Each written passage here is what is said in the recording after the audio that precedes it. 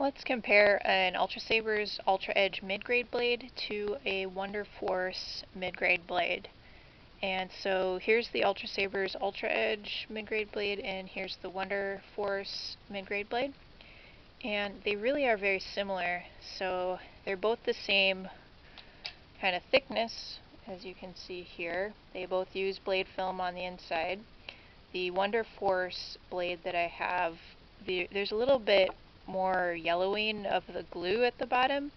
I don't know if it originally was that way or if it just kind of has aged that way, but the Ultrasabers one, it's not as apparent like that. It doesn't have any yellowing going on.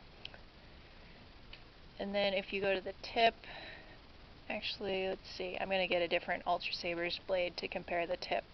So this is the WonderForce blade, and it has a pointed tip. That's very similar to the Ultrasabers pointed tip. The styles are a little different, so you can see the WonderForce tip is quite a bit more rounded on the top. It's almost like a hybrid of the two tip options for Ultrasabers. So with Ultrasabers, you either have the rounded tip or the pointed tip, and this WonderForce blade, it's sort of a rounded pointed tip, if that's possible. So you can see that difference right there. And another difference, when you have the blade installed, at least with the blade that I have, it's very clear where the crease in the blade film is. So it doesn't show up on camera very well, but there's a very crisp line right here from the blade film. So that's not really blended very well, at least with the blade that I received from them. So that's kind of a downside. Of course, if it's from a distance, you won't really notice that, but it's pretty clear, you know, even when it's just a little ways away, like a few feet or so, I should say. By comparison, I've never felt that way with an Ultrasabers blade. There is the crease in it somewhere there.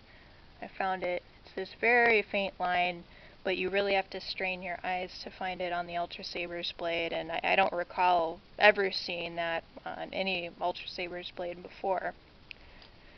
So that was a little noticeable for me.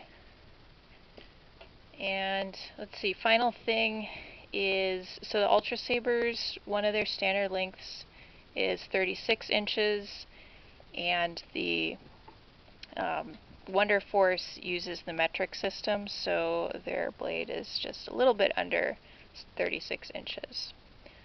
But all in all, they're pretty comparable in a lot of ways. I haven't gone through like a dueling test with them or anything like that, but very similar, but there are some design differences, some quality differences that you may want to consider if you're considering purchasing one of the WonderForce blades or the Ultrasabers blades.